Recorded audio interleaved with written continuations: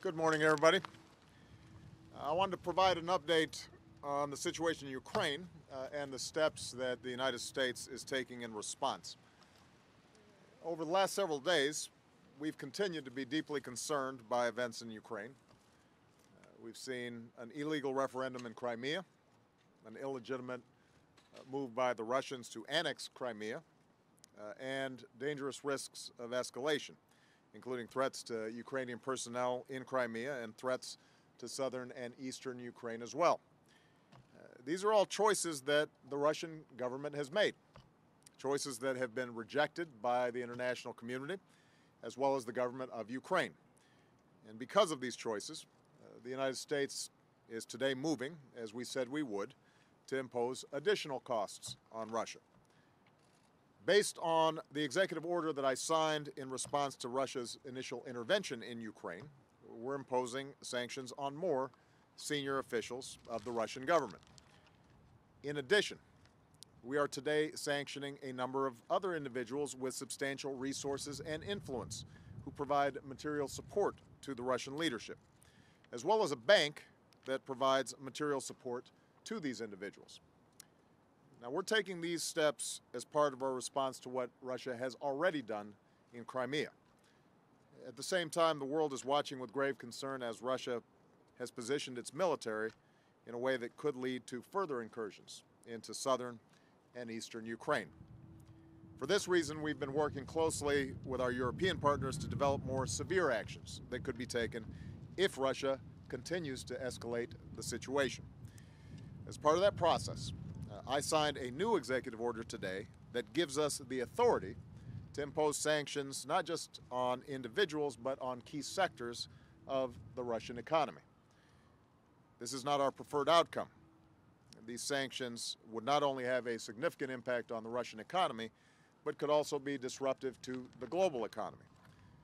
However, Russia must know that further escalation will only isolate it further from the international community. The basic principles that govern relations between nations in Europe and around the world must be upheld in the 21st century.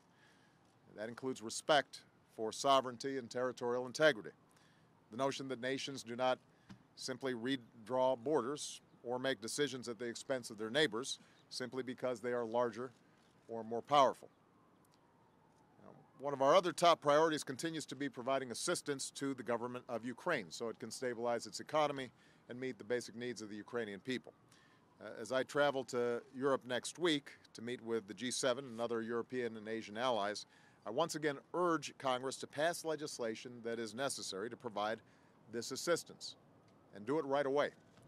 Expressions of support are not enough. We need action. I also hope that the IMF moves swiftly to provide a significant package of support for Ukrainians as they pursue reforms. In Europe, I'll also be reinforcing a message that Vice President Biden carried to Poland and the Baltic states this week. America's support for our NATO allies is unwavering.